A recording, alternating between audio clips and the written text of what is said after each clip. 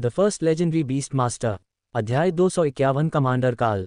जब वे पहाड़ों की तलहटी के पास बर्फ में खड़े थे, काल ने अपने शरीर में स्पष्ट परिवर्तनों की जांच की और तुरंत अंतरों को देखा। उसकी शक्ति में उल्लेखनीय उछाल आया था। संभवतः जब हॉक आगे बढ़ा था तो वह पहले की तुलना में कम से कम 20% बढ़ गया था, और उसकी शक्ति की भावना थोड़ी अलग थी, उसी तरह जैसे हॉक और रे आगे बढ़ने पर बदल गए थे। आप बिना परीक्षण के ये कैसे बता सकते हैं? रोज ने संदेह से पूछा। वह अभी भी काल को अविश्वास के स्तर पर देखती थी, लेकिन यह व्यक्तिगत नहीं लगता था। वह सभी पुरुषों के साथ एक जैसा व्यवहार करती थी, बस काल के साथ उतना स्पष्ट रूप से नहीं। वह कमांडर रैंक के जानवर जैसा लगता है। अगर मैं उससे परिचित नहीं होता तो मुझे लगता कि स्थानीय राक्षसों में से कोई अभी आगे बढ़ा है, प्रिंस कॉबिन ने समझाया। यही वह था जो पास के एलीट समूहों में से एक ने भी सोचा था, और वे उस जानवर की तलाश में क्षेत्र में दौड़े चले आए जो अभी आगे बढ़ा था, उम्मीद करते हुए कि जब वह अभी भी कमजोर था तब उसे पकड़ लेंगे, जिस तरह से रे ने अपनी चिटिन को गिराया था। आप सभी कहाँ से आए हैं? हमें बताया गया कि बाकी सभी लोग पहाड़ों से निकल गए हैं। हम यहाँ सिर्फ विसंगतिपूर्ण राक्षसों के प्रसार को रोकने के लिए हैं। टीम लीडर, एक कमांडर रैंक योद्धा, ने पूछा। काल का समूह सामान्य से बड़ा था, 9 लोग, और स्पेलब्लेड आउटफिट ने सुझाव दिया कि यह सुरक्षा के लिए एक साथ रखे गए 2 समूह थे। गश्ती दल के लिए इसका मतलब था कि उनकी जानकारी कि यह क्षेत्र अभिजात वर्ग से मुक्त था गलत थी, और उन्हें कुछ जवाब चाहिए थे। हम पहाड़ों में एक मिशन पर थे। Dispatch code 025678। प्रिंस कॉबिन ने उत्तर दिया। टीम लीडर ने अपने फ़ोन में कोड डाला, किसी को एक टेक्स्ट संदेश भेजा, और तुरंत एक संदेश वापस मिला। मैं समस्या को समझता हूँ। आप 10 दिन से गायब हैं, और राक्षसों के बढ़ने पर आपको खोया हुआ माना जाता था। आपका वापस आना अच्छा है, प्रिंस कॉबिन, कमांडर ने उत्तर दिया। नहीं, काल ने चिल्लाया जब आदमी ने बोलना समाप्त किया। क्या नहीं? उसने भ्रमित होकर पूछा। मैं इसके लिए दोष नहीं ले रहा हूँ या कागजी कार्रवाई नहीं कर रहा हूँ। अब किसी और की बारी है। काल हंसा। निश्चित रूप से 10 दिनों तक वे क्या कर रहे थे, इस बारे में सवाल उठने वाले थे। हालांकि समूह के दिमाग में सिर्फ 2 ही सवाल थे। मैं एक निष्कर्षण दल को बुलाऊंगा। आप सभी कहाँ लौटेंगे? कमांडर ने पूछा। मेरी टीम गोल्डन डिवाइन अकादमी जाएगी, और मुझे विश्वास है कि बाकी लोग राजधानी जाएंगे, एलिस ने घोषणा की। यह एक बदलाव होगा। काल कई सालों से अपने कमरे में वापस नहीं गया था, और उसे एक अच्छा लंबा आराम चाहिए। वे बस इंतजार कर रहे थे कि निष्कर्षण हेलीकॉप्टर उन्हें लेने आए। काल जानता था कि अकादमी वापस आने पर कई तरह के सवाल उठेंगे, जैसे कि वह कमांडर तक कैसे पहुंचा, दाना ने इतनी तेजी से कैसे चढ़ाई की, ये सब नया गियर कहाँ से आया, और अब वे उसके साथ क्या करने जा रहे हैं। इससे काल को प्रिंस कॉबिन द्वारा दी गई चेतावनी याद आ गई। एक बार जब वह वापस आ जाएगा तो उसे खुद के लिए खड़ा होना सीखना होगा।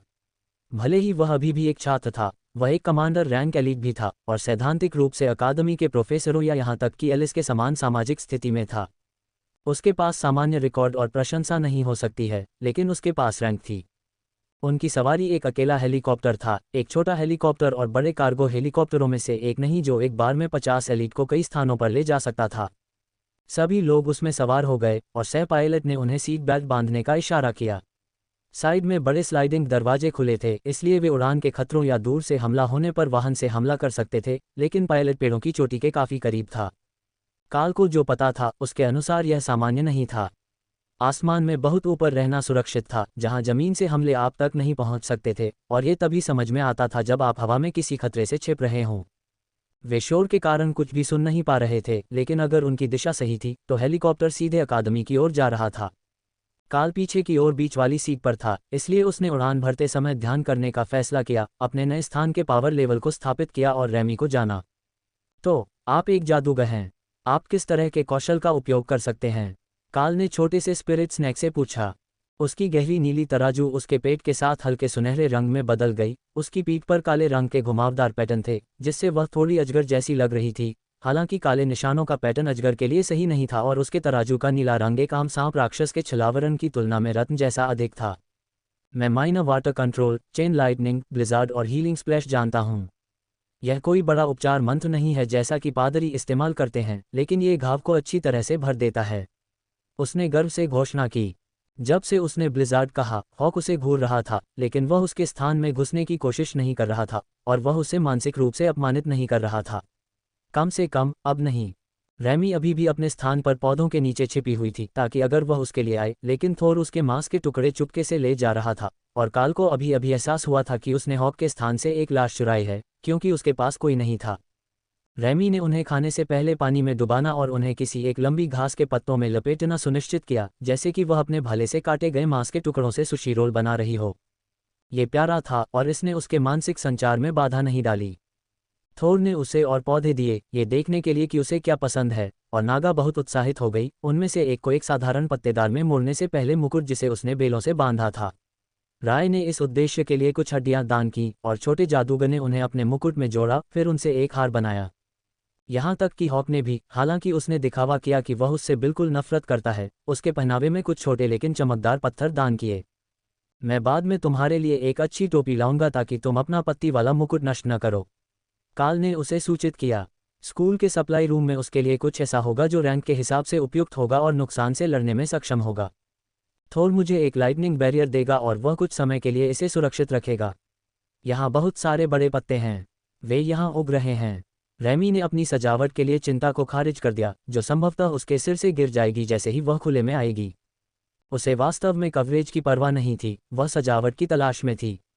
वह एक स्पिरिट स्नैक जादूगर थी, कोई आम राक्षस नहीं। उसे सुंदर चीजों की जरूरत थी, इसलिए हर कोई जानता था कि वह प्रभावशाली है। एक बार जब उसने मीट रोल खा लिए तो रैमी तुरंत एक चट्टान पर बेहोश हो गई, जिस पर एक बड़ा पत्ता झुका हुआ था ताकि उसे ऊपर से न देखा जा सके। तुमने उसे डरा दिया, थोर ने हॉक को डांटा। उसे भोजन बनना चाहिए था, दोस्त नहीं, हॉक ने जवाब दिया। लेकिन अब वह एक दोस्त है, रे ने जवाब दिया, हॉक पर हमला करते हुए, जो अभी भी इस घटना से परेशान था। ठीक है, मैं अच्छा रहूंगा, कम से कम वह केवल पानी का जादू है। उसके पास बिजली भी है और बिजली गर्म होती है। हॉक अनिच्छा से सहमत हो गया। काल ने अगले 4 घंटे ध्यान किया, उनके गंतव्य तक पहुंचने की प्रतीक्षा करते हुए, जबकि सभी आराम कर रहे थे। उसके और उसके स्थानों में प्रवाहित होने वाली शक्ति की मात्रा कुछ दिनों पहले की तुलना में दोगुनी थी, जब उसके पास ठीक से ध्यान करने का समय था।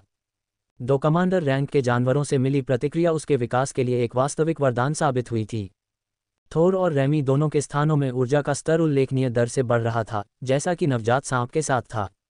जब वह पैदा हुई थी तब वह बिल्कुल छोटी थी और भोजन और ऊर्जा के प्रवाह ने उसे लगभग 1/3 बढ़ा कर दिया था, इस हद तक कि वह अब काल की हथेली को भर देगी। वह अभी भी उसके पिंकी से ज्यादा मोटी नहीं थी, सिवाय उसके सिर के आधार पर, जहां हुड कोबरा या नाग की तरह फैला हुआ था। जब वह सो रही थी तो उसके सिर के चारों ओर तराजू का हुड गायब हो गया था, उसे बड़ा दिखाने के लिए फैलाने के बजाय सपाट कर दिया गया था। या शायद यह एक खतरे के प्रदर्शन से ज्यादा था और नागा के कानों की तरह काम करता था। काल को उनके जीव विज्ञान के बारे में ज्यादा जानकारी नहीं थी। उम्मीद है सार्जेंट रीता पहले से ही यहाँ होगी, वह उसे उन सभी चीज़ों के बारे में बताने के लिए इंतजार नहीं कर सकता था जो उसने देखी थीं। लेकिन किसी भी साइड क्वेस्ट को इंतजार करना होगा क्योंकि अकादमी के मैदान में हेलीपैड के बगल में सरकारी वाहनों का एक बड़ा समूह खड़ा था। काल को वास्तव में इससे पहले कर्नल वेलेरी और बयूरो के उनके लोगों के अलावा उनसे निपटना नहीं पड़ा था, जिन्हें अपनी टीम का स्वागत करने के लिए एक समूह को इकट्ठा करने की आवश्यकता नहीं थी, जब तक कि राजकुमार कॉबिन और स्पेलब्लेड्स का स्वागत करने के लिए कुछ औपचारिकता न हो। अध्याय 252 सरकारी अधिकारी। हेलीकॉप्टर उतरा और सह पायलट ने उन्हें ब्लेड के घूमने तक अंदर प्रतीक्षा करने का इशारा किया। इससे उन्हें यह देखने का समय मिल गया कि उनका इंतजार कौन कर रहा है, और ऐसा प्रतीत हुआ कि यह सरकार की हर शाखा से गणमान्य व्यक्तियों का एक शानदार समूह था। याद रखें कि मैंने आपको क्या बताया था, आपको यहाँ एक मजबूत रीढ़ की हड्डी की आवश्यकता होगी, दृढ़ लेकिन विनम्र, अन्यथा वे आप पर हावी हो जाएंगे और आपके साथ एक अनियंत्रित बच्चे की तरह व्यवहार करेंगे। राजकुमार कॉबिन ने काल से फुसफुसाते हुए कहा। एलिस ने उसे एक प्रश्नवाचक नज़र से देखा, ये सोचकर कि वह काल से किस बारे में बात कर रहा था, लेकिन इससे पहले कि वह पूछ पाती, रॉयल रैंक के जादूगर ने हेलीकॉप्टर से नीचे उतरकर भीड़ का अभिवादन किया। मंत्री, मुख्य शोधकर्ता डेविस, जनरलों, आज अपने सहायकों के साथ इतना शानदार समूह यहाँ क्यों आया है? कॉबिन ने भीड़ की ओर चलते हुए पूछा। कॉबिन काल के बगल में बैठा था, जो एलिस के पीछे दरवाजे से बाहर आया, उसके ठीक बगल में लैरी था। जैसे ही वह मुड़ा, काल देख सकता था कि कर्मचारी बाकी लोगों को रोक रहे थे, सभी को रैंक के अनुसार उतार रहे थे, ताकि आरोही समूह के पीछे हो। जब वे सभा में पहुंचे तो उन्होंने उन रैंकों को पकड़ लिया। प्रिंस कॉबिन आगे थे, लैरी और एलिस काल के साथ थे और बाकी लोग पीछे थे। लोड्स और टेसा वहां ज्यादा देर तक नहीं रुके और भीड़ में मौजूद एक हाई प्रीस्ट का व्यक्तिगत रूप से अभिवादन करने चले गए। इससे शिक्षकों को रोज और डैरिल के साथ दाना को दूर ले जाने का अवसर मिला, जिससे राजनेताओं का अभिवादन करने के लिए सिर्फ 4 वरिष्ठ सदस्य ही बचे। ओह, क्या आपको आज हमसे मिलवाने के लिए कोई होनहार जूनियर मिल गया है, कॉबिन? उनमें से एक व्यक्ति ने पूछा। कौन? कमांडर काल। हाँ, वह काफी होनहार है, लेकिन अब वह जूनियर नहीं है, आरोही मंत्री गेराल्ड। युवा मंत्री के चेहरे पर नजर डालने से आपको लगेगा कि कॉबिन ने उसे थप्पड़ मारा है। काल ने अनुमान लगाया कि सरकार में मंत्री के रूप में उनकी स्थिति के बावजूद उनके बारे में बात करना अपमानजनक माना जाता है, जो नियुक्त पदों में सबसे उच्च पदों में से एक था। ओह, एक युवा कमांडर है न? मुझे यकीन है कि हम उसके लिए कुछ उपयुक्त काम ढूंढ सकते हैं। मंत्री ने चापलूसी का एक भद्दा प्रदर्शन करते हुए कहा कि काल की त्वचा से हर उठी। मैं देखूंगा कि मैं आपको अपने शेड्यूल में कहाँ फिट कर सकता हूँ, मंत्री। प्रस्ताव के लिए धन्यवाद, काल ने विनम्रता से उत्तर दिया और एक पल देखा जब कॉबिन की तटस्थ नज़र एक मुस्कुराहट में बदल गई। उसकी परिधीय दृष्टि में एलिस अपने मनोरंजन को छिपाने का बहुत बुरा काम कर रही थी, जबकि लैरी पत्थर की तरह खड़ा था, बस एक मूर्ति की तरह खड़ा था, शायद उम्मीद कर रहा था कि वे भूल जाएंगे कि वह मौजूद था। एक जनरल की वर्दी में एक आदमी आगे बढ़ा और एलिस से हाथ मिलाया। एजेंट, आपको फिर से देखकर अच्छा लगा। मुझे बताओ, कर्नल कैसे हैं? एलिस ने उसे एक सच्ची मुस्कान दी।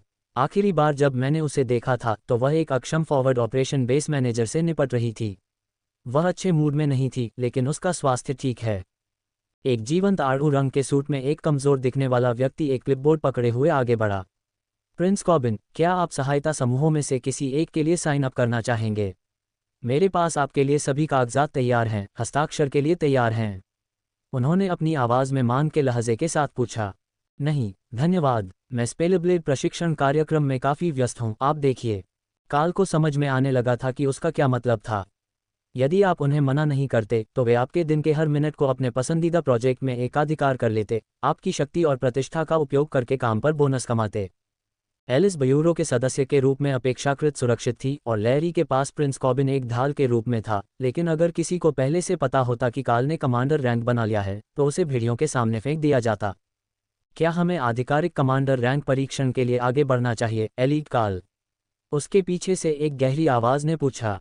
आवाज जानी पहचानी थी और काल ने टैंक को देखा, जो बरसिकर प्रशिक्षण प्रशिक्षक था। उसके चेहरे पर मुस्कान थी। यह अच्छा लगता है, पहले छोटी मोटी औपचारिकताओं को पूरा कर लेना सबसे अच्छा है। काल ने सहमति जताई। काल के भागने पर टैंक मुस्कुराया, योद्धा प्रशिक्षण मैदान की ओर वापस चला गया। आपको जादूगर क्षेत्र की आवश्यकता नहीं है ना? मुझे नहीं मालूम कि तुम यहाँ से जाने के बाद से क्या कर रहे हो, बड़े पागल ने पूछा। नहीं, योद्धा प्रशिक्षण क्षेत्र ही ठीक रहेगा, काल ने सहमति जताई। उसने पहले ही फोन कर दिया होगा, क्योंकि जब वे दोनों आए तो वे पहले से ही ऊर्जा मापने वाले उपकरण स्थापित कर रहे थे। आप रूटीन जानते हैं, पावर अप, कोई बुलाए गए जीव नहीं। फिर लक्ष्य के विरुद्ध अपने कौशल को सक्रिय करें और हम ऊर्जा उत्पादन को मापेंगे, स्टेशन पर तैनात प्रशिक्षक ने उन्हें रूखे स्वर में बताया। पहले तो काल ने सोचा कि वह आदमी नहीं जानता या परवाह नहीं करता कि कमांडर किसने बनाया है। फिर उसे एहसास हुआ कि परीक्षा की प्रतीक्षा कर रहे छात्रों की पूरी कतारें लगी हुई थीं। ये परीक्षा का सप्ताह था और वह बस इसके लिए यहाँ था। परीक्षक ने ऊपर भी नहीं देखा, जबकि काल ने 2 हाथ वाली प्रशिक्षण तलवार पकड़ी और प्रिफ्रेशिंग लाइटनिंग और फ्लेम बॉडी को सक्रिय किया। पास लो कमांडर, आदमी ने उन्हें उसी ऊब भरे स्वर में बताया। सम्मानपूर्वक, मैंने अभी तक एक आक्रमण कौशल भी सक्रिय नहीं किया है, काल ने उसे बताया।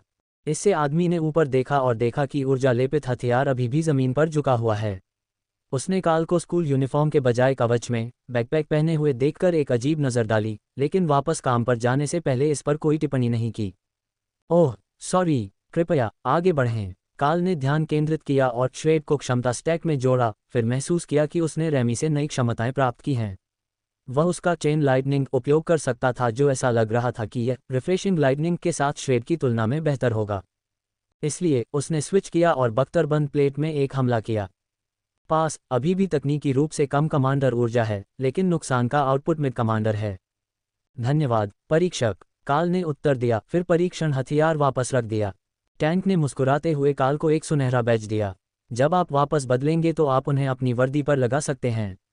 वैसे आपको एक नए सेट की आवश्यकता होगी, क्योंकि कमांडर रैंक के छात्र अकादमी के आसपास शिक्षक का व्यवसाय सूट पहनते हैं, न कि सादे काले स्कूल की वर्दी। यदि आप स्नातक होने से पहले रॉयल में पहुंच जाते हैं तो आपको एक केप मिलेगा। ठीक है, मैं अपने कमरे में भागने की कोशिश करूंगा और कपड़े बदल लूंगा। दिन का कौन सा समय है? लगभग रात का खाना होना चाहिए, है ना? काल ने पूछा। पोर्टल से बाहर निकले हुए दिन हो चुका था, इसलिए उसे पूरी तरह से यकीन नहीं था कि वे अपना दिन किस समय शुरू करते हैं। शाम के लगभग 5 बज रहे हैं। हमें संदेश मिला कि आपके टीम के सदस्य दोपहर के भोजन के ठीक बाद वापस आ रहे हैं। काल मुस्कुराया। ठीक है, फिर मैं खाने के समय तक कपड़े बदल लूंगा। टैंक ने अपना हाथ हिलाया और दूसरे परीक्षण क्षेत्रों में से एक की ओर देखा। मैं तुम्हारे परिणाम दर्ज करने जाऊंगा, तुम कपड़े बदल लो। कवच और बैकपैक में स्कूल में घूमना ध्यान आकर्षित करता है। काल सप्लाई रूम की ओर बढ़ा और पाया कि छात्रावास भवन के हॉल उत्सुकता से छात्रों से भरे हुए थे। जरूर कक्षा खत्म हो गई होगी, लेकिन कोई भी इस तरह से गलियारों में नहीं घूमता। अफवाहों को उसके कानों तक पहुंचने में ज्यादा समय नहीं लगा कि वह स्कूल का अगला प्रसिद्ध प्रतिभाशाली व्यक्ति था।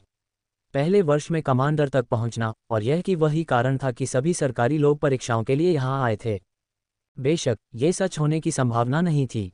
वे जब पहुंचे तो प्रिंस कॉबिन को सौदे में उलझाने की कोशिश में लग गए थे, लेकिन इससे छात्रों की अफवाहों का बाजार नहीं बदला। हाय, मुझे नई वर्दी चाहिए। काल ने काउंटर पर बैठे बुजुर्ग व्यक्ति का अभिवादन किया। परीक्षा के दौरान एक खराब हो गई थी क्या? चिंता न करें, मेरे पास बहुत है, उसने जवाब दिया। वास्तव में मैंने कमांडर रैंक की परीक्षा पास कर ली है, इसलिए मुझे वर्दी बदलने की जरूरत है। काल ने गोल्डन स्कूल बैज को ऊपर उठाते हुए जवाब दिया। ओह, आसान है। वे धूल भरे हो सकते हैं क्योंकि मैं बहुत सारी नहीं देखता, लेकिन वे हमेशा स्टॉक में रहते हैं। बुजुर्ग व्यक्ति ने 2 बैग निकाले, फिर काल की ओर देखा और उन्हें 2 अन्य बैग से बदल दिया। ये लीजिए, नई वर्दी और एक औपचारिक सूट। इन्हें पहनने के बाद ये अच्छी तरह से जम जाएंगे, इसलिए इनका ध्यान रखें क्योंकि इन्हें बदलने में आपको खर्च आएगा। रोजाना पहनने वाली वर्दी काले रंग की होती है और दूसरी आधिकारिक कार्यक्रमों के लिए औपचारिक सफ़ेद रंग की होती है। क्लर्क ने समझाया। धन्यवाद, मैं जल्द ही आपसे फिर मिलूंगा। जब मेरे पास बात करने के लिए थोड़ा और समय होगा तो मुझे कुछ उपकरणों की ज़रूरत होगी। काल ने खुलेआम कान लगाकर सुन रहे छात्रों की ओर एक सूक्ष्म इशारा करते हुए उत्तर दिया। बेशक, जल्द ही मिलते हैं। अध्याय 253 विशेष उपचार। काल ने अपनी बालकनी में लगे पौधों की जांच की और पाया कि उन्हें ताज़ा पानी दिया गया है। फिर जल्दी से कपड़े बदले और नहाया, फिर 2 नए सूट पहनकर देखा। जैसा कि वादा किया गया था, वे उसी तरह से जुड़े हुए थे जैसे कवच जुड़े हुए थे, जिससे वह उन्हें एक विचार के साथ हटा सकता था और फिर से आसानी से कपड़े पहन सकता था। अब उसे अपने बैग में अतिरिक्त कपड़ों के बारे में चिंता करने की ज़रूरत नहीं होगी, क्योंकि उसके पास कवच के अलावा कुछ और भी था जिसे वह शहर वापस आने पर बदल सकता था। लेकिन उसने देखा कि इन 2 पोशाकों में एक अजीब बात थी। बैज, उसके कमांडर रैंक का सुनहरा प्रतीक, सूट से अलग से जुड़ा हुआ था। वह इसे बिना बदले लोगों को दिखा सकता था या इसे अपनी पसंद की किसी भी पोशाक पर लगा सकता था। ये वास्तव में सुविधाजनक था। यह अभी भी उसे गोल्डन डिवाइन अकादमी के छात्र के रूप में चिन्हित करता है, जो उसकी युवावस्था को देखते हुए किसी को भी आश्चर्यचकित नहीं करना चाहिए। हालांकि दीवार पर लगा दर्पण उसे पहले की तुलना में बहुत कम बचकाना चेहरा दिखा रहा था। वह बचकाना आड़ू का बाल एक उचित दाढ़ी बन रहा था और बचपना दिखने वाला रूप उस ओर फीका पड़ रहा था जिसे वह युवा वयस्कता कहेगा। अपने जानवरों की तरह उन्नति ने उसे किशोरावस्था के अजीब दौर से गुजरने में मदद की थी और वह एक उचित वयस्क की तरह दिखने लगा था। उसने जल्दी से दाढ़ी बनाई और अपने बालों में थोड़ा सा पोमेड लगाया जबकि वह उसे ब्रश कर रहा था, अब उसे जगह पर रखते हुए क्योंकि वह उस क्रू कट से बढ़ने लगा था जो उसने मिडिल स्कूल के बाद किया था। उसके माता पिता को इस बात पर गर्व होगा कि वह कितनी दूर तक पहुंच गया है, इसलिए काल ने उन्हें एक संदेश भेजा क्योंकि दोनों दिन के इस समय घर से बाहर थे। जब वह अपने सूट में नीचे गया तो छात्रों में से किसी ने भी उसे तुरंत नहीं पहचाना। उन्होंने बस विनम्रता से सिर हिलाया जब वह चला गया। उसे अंशकालिक शिक्षकों के सहायकों में से एक के रूप में गलत समझा जो आते जाते रहते थे। लेकिन कैफेटेरिया की महिलाएं इतनी आसानी से मूर्ख नहीं बनती थीं। छात्र काल, आपका फिर से स्वागत है। हमारे पास कुछ आरोही रैंक भालू का मांस है, अगर आपका छोटा जानवर इसे आजमाना चाहे तो। हॉक के पास पहले से ही बहुत सारा मांस था, इसलिए वह इस संभावना को लेकर उत्साहित नहीं था और रैमी को यकीन नहीं था कि भालू क्या होता है, इसलिए काल ने अपना सिर हिला दिया। हम भाग्यशाली थे कि जब हम बाहर थे तो हमने मांस का स्टॉक कर लिया। लेकिन मैं आपके शेपर्ड पाई की डबल सर्विंग और एक कॉफ़ी ले सकता हूँ। कार्यकर्ता ने खुशी से सिर हिलाया और बैठने की जगह की ओर इशारा किया। आप बैठ सकते हैं, हम इसे बाहर लाएंगे, या आप स्टाफ लाउंज में जाएंगे। मैं यहाँ बैठूंगा। मुझे कहना चाहिए, आज मुझे सभी विशेष उपचार मिल रहे हैं। काल ने उत्तर दिया। अब आप सभी शानदार हैं, आपको विशेषाधिकार मिलते हैं। वह हंसी, फिर उसे टेबल पर इशारा किया। छात्रों को एहसास होने लगा था कि वह कौन है और उससे बात करने के लिए उत्साह बढ़ रहा था। कैफेटेरिया में पूरी तरह से अराजकता को रोकने के लिए काल ने कोने में एक टेबल चुनी जहां वह बिना घिरे हुए बात कर सकेगा। पीछे से सवालों के जवाब देने के लिए मुड़ना एक दर्द होगा, साथ ही कमरे के अधिकांश हिस्से को अवरुद्ध करना होगा, इसलिए ये सबसे अच्छा विकल्प लगा। पहले कमांडर बनने पर सामान्य बधाई उन लोगों से मिली जिनके चेहरे वह मुश्किल से पहचान पाया। फिर हॉक के प्रशिक्षण वर्ग के कुछ जादूगर रात का खाना खाने आए और काल को उसके सूट में सोने के बैच के साथ देखा। क्या बकवास है, ये कैसे उचित है? मैं अभी तक आरोही नहीं बन पाया हूँ और वह पहले ही कमांडर बन चुका है। जल जादूगरों में से एक ने शिकायत की। काल ने उस आदमी की टिप्पणी पर अपने मन में बाज की आत्मसंतुष्टि महसूस की। उस विशेष जल पर विजय पूरी हो गई थी। अब तुम क्या करने जा रहे हो? मेरा मतलब है, एक बार जब तुम शिक्षकों की तरह अच्छे हो जाओगे तो क्या अकादमी में तुम वाकई बहुत कुछ सीख सकते हो? अन्य जादूगरों में से एक ने पूछा। हमेशा सीखने के लिए कुछ न कुछ होता है और युद्ध ही एकमात्र विषय नहीं है जिसे हमें जानने की आवश्यकता है। निश्चित रूप से मैं भाड़े के शिकार के कामों में बहुत समय बिता सकता हूं और बिताऊंगा क्योंकि मेरे पास खिलाने के लिए जानवर हैं, लेकिन अन्य पाठ्यक्रम, मार्शल आर्ट प्रशिक्षण और सिद्धांत कक्षाएं सभी अभी भी मूल्यवान हैं। काल ने उत्तर दिया। जादूगर हंसा। मुझे लगता है कि यह सही है। वे अब तुमसे बड़ी चीज़ों की उम्मीद करेंगे। लेकिन क्या तुमने दूर रहते हुए खबर सुनी? फ्रॉस्ट जायंट्स के राष्ट्र के साथ एक बड़ी बात हो रही है। जाहिर है, वे पड़ोसी देशों पर हमला करने और अपनी सीमाओं को फैलाने के लिए किसी तरह के बर्फीले जादू का इस्तेमाल कर रहे हैं। मैंने इसे दूसरे दिन समाचार में देखा। इससे काल का ध्यान गया। जब उन्हें भेजा गया तो सोचा गया कि विसंगति ही इस क्षेत्र में ठंड का कारण है, लेकिन विसंगति किसी तरह के डार्क एल्फ गांव के परीक्षण और नागा कालकोठरी के रूप में समाप्त हुई। इनमें से कोई भी बर्फ तत्व का नहीं था, हालांकि कुछ परीक्षणों में जमे हुए युद्ध के मैदान थे जिनका उन्होंने सामना किया। ये पता लगाना कि यह संभवतः उस सीमा पर फ्रॉस्ट जायंट्स द्वारा हमले की शुरुआत थी, कई चीज़ों को समझ में आया। जैसे कि जब वे बाहर आए तो पहाड़ों को खाली कर दिया गया था और पीछे रह गए लोगों के मारे जाने की आशंका थी। उनके और फ्रॉस्ट जायंट्स के बीच चल रहे संघर्ष के कारण निकट भविष्य में वहां ट्रेन से जाना सुरक्षित नहीं होगा। जब काल सवालों के जवाब दे रहा था तब स्टाफ ने उसका डिनर लाया और कुछ मिनटों के बाद दाना उसके साथ टेबल पर आ गई। अब तक कोई भी इतना साहसी नहीं था कि वह बैठ सके, लेकिन दाना अपनी प्लेट पर रखे खाने को लेकर अधिक चिंतित दिख रही थी, जबकि उसके घुंघराले बाल धीरे धीरे सूख रहे थे और घुंघराले बालों के एक विशाल समूह में बदल गए थे। हम बहुत लंबे समय से खेत में हैं, चावल और बीन्स के बिना भोजन देखना अजीब है। उसने खाना शुरू करते हुए टिप्पणी की। वास्तव में ऐसा ही था। वे लोट्स और टेसा के खाना पकाने में इतने आम थे कि उसने इसके बारे में सोचा भी नहीं था, लेकिन वे अकादमी के भोजन में गायब थे। काल ने भुना हुआ चिकन काटा और उसे सलाद में लपेटा, फिर रैमी को सभी को नमस्ते कहने के लिए उसके कमरे से बाहर लाया। बेबी स्पिरिट स्नैक तेजी से बढ़ रहा था, अब 30 सेंटीमीटर से अधिक लंबा था और अधिक फीकी चमक लेने लगा था, जिसका काल को संदेह था कि इसका मतलब था कि वह जल्द ही अपनी त्वचा को उतार देगी। क्या वह रैमी है? बेबी नागा स्पिरिट स्नैक, या जो भी वह थी? दाना ने पूछा। वह है, रैमी, ये दाना है। क्या तुम नमस्ते कहना चाहोगी? उसने पूछा जब रैमी ने एक चिकन बॉल पकड़ी और उसे उसके मुंह की ओर बढ़ाया। रैमी ने अभिवादन में अपनी जीभ हिलाई और माइनर वाटर कंट्रोल का इस्तेमाल करके जादूगर की ओर हाथ हिलाया और फिर अपना मुंह भर लिया ताकि कोई और सवाल न पूछे। वाह, मैंने नहीं सोचा था कि आप स्पिरिट स्नैक को बांध सकते हैं। वे तकनीकी रूप से जादुई जानवर हैं क्योंकि वे कोई भाषा नहीं बोल सकते हैं और वे कुत्तों से ज़्यादा होशियार नहीं हैं, लेकिन फिर भी जब वे नागा में विकसित होते हैं तो वे आंशिक रूप से मानव जैसे दिखने लगते हैं। सुबह की ट्रेनिंग से एक जादूगर ने टिप्पणी की। दाना ने ऊपर देखा। हमने जो कालकोठरी में देखे थे वे काफ़ी अच्छी तरह से संवाद कर सकते थे। इससे जादूगर चौंक गया। वे बोल रहे थे, हमलों का समन्वय करने के लिए एक दूसरे पर फुफकारने की तरह। मैं दलदलों के पास पला बड़ा हूँ और एक सिद्धांत है कि प्राचीन समय में नागा अर्ध बुद्धिमान प्राणी थे, लेकिन अब वे मूल रूप से हथियारों वाले सांप हैं। उन्हें श्रम कार्य करने के लिए भी प्रशिक्षित नहीं किया जा सकता है। दाना ने सिर हिलाया। कालकोठरी में नागाओं से भरा पूरा गांव था जिसमें टेंट और फर्नीचर भी थे। ये तो कमाल की बात है। मुझे आश्चर्य है कि क्या रैमी इतनी होशियार होगी या फिर कालकोठरी का जादू ही उनके लिए घर बना रहा था। रैमी ने काल की तरफ देखा। मुझे हाथ वाला सांप कहने के लिए उसे थप्पड़ मारो, उसने मांग की। काल ने मुस्कराते हुए जादूगर का ध्यान आकर्षित किया। नागाओं को हाथ वाला सांप कहना सुनकर वह बहुत अपमानित महसूस कर रही है, लेकिन मैं अपने जानवरों से आम जानवरों की तुलना में कहीं ज़्यादा स्पष्ट रूप से संवाद कर सकता हूँ, इसलिए मेरे साथ जुड़े रहने से उनकी बुद्धिमत्ता का स्तर बढ़ जाता है। बाज मेरे दिमाग में बोलता है, एक ऐसी मानवीय भाषा में बोलता है जिसे उसका शरीर कभी नहीं बना सकता, इसलिए मेरे लिए ये कहना मुश्किल है कि दूसरे नागा वास्तव में कितने होशियार हैं। लेकिन रैमी निश्चित रूप से जानती है कि लोग कब उसका अपमान कर रहे हैं। रैमी ने खाते समय सिर हिलाया और पानी को नियंत्रित करने वाले टेंटेकल्स का उपयोग करके जादूगर पर भाला लहराने के लिए अपना भाला निकाला।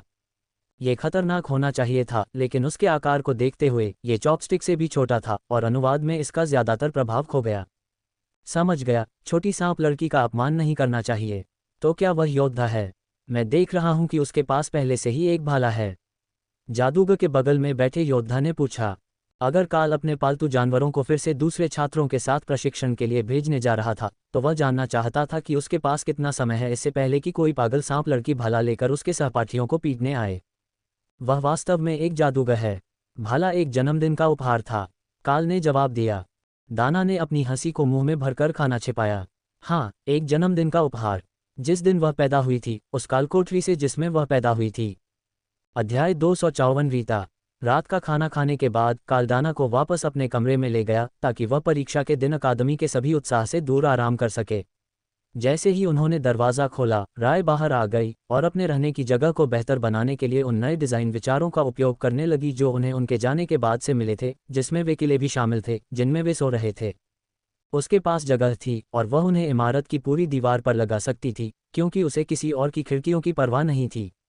दुर्भाग्य से काल ने उसके विचारों को समझ लिया और उसे रोक दिया, इससे पहले कि वह अकादमी के पूरे हिस्से को अपने लिए एक हवेली बनाने के लिए जाल से ढंक पाती। उसने अपने झूलों को अपग्रेड किया और उन पौधों की जांच की जिनका वह इंतजार कर रही थी। उनमें से कुछ को पेड़ों को पानी देने वाले ने तोड़ लिया था, लेकिन यहाँ बहुत सारे पके फल थे जिन्हें वह बाद में अपने स्थान पर रख सकती थी। इससे राय को एक बढ़िया विचार आया। हॉक ने रैमी को उस स्थान पर फेंक दिया और उन्हें उसे रखना पड़ा। राय दाना के पास गई, उसे उठाया और फिर उसके स्थान पर गायब हो गई। दाना को पीछे छोड़कर वापस जमीन पर गिर गई। लगातार 3 बार उसने हार मानने और काल से शिकायत करने से पहले कोशिश की। अगर थोर को नागा अंडा चुनने का मौका मिलता है तो मैं दाना क्यों नहीं चुन सकती?